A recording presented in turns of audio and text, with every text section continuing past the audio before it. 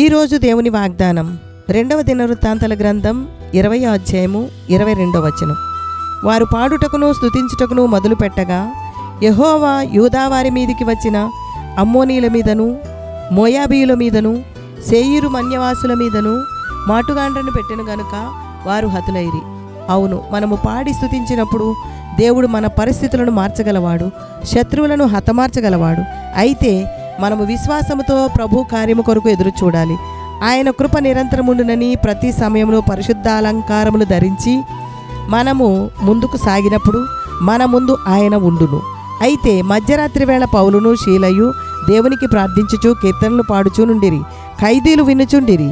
కష్టంలో బాధలో శ్రమలో ఉన్నప్పుడు ప్రార్థించుచు కీర్తనలు పాడినప్పుడు దేవుడు మన భారమంతా ఆయన తీసుకుని మనల్ని తేలికపరచును. సమాధానకర్తకు దేవుడు సాతానును మీ కాళ్ళ క్రింద శీఘ్రముగా చితకదొక్కించును. మన ప్రభువైన యేసుక్రీస్తు కృప మీకు తోడై ఉండునుగాక.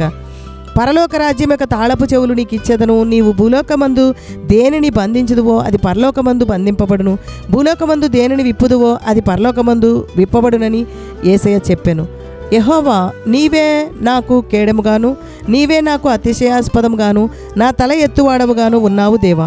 నీకే స్తోత్రము కలుగునుగాక. మన ప్రభువైన యేసుక్రీస్తు మూలముగా మనకు జయం అనుగ్రహించుచున్న దేవునికి స్తోత్రము కలుగునుగాక. యేసయ్యా, నీ ప్రేమ మా అందరితోనూ ఉండునట్లు మేము నిన్ను వెంబడించుటకు కృపచూపుము దేవా.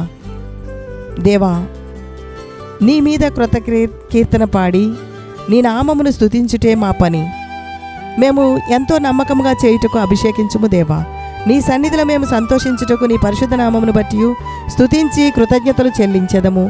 అన్ని పరిస్థితుల్లో జయం పొంది నీకు సాక్షులుగా ఉందుము దేవా. ప్రభువా, మా ప్రయాసము నీ యందు వ్యర్థం కాదని ఎరిగి స్థిరులుగాను కదలని వారుగాను దేవా, నీ కార్యాభివృద్ధి యందు ఎప్పటికీ నీ ఆసక్తిగా ముందుకు సాగుటకు కృప దయచేయము దేవా. నా దేవా, మీ సన్నిధి మీ సమాధానం మాకు తోడుగా ఉంచి వ్యతిరేకపు క్రియలు, వ్యతిరేకపు మాటలు, వ్యతిరేకపు మనుష్యులు నా తండ్రి ఈ దినములందు మీరు దర్శించుము.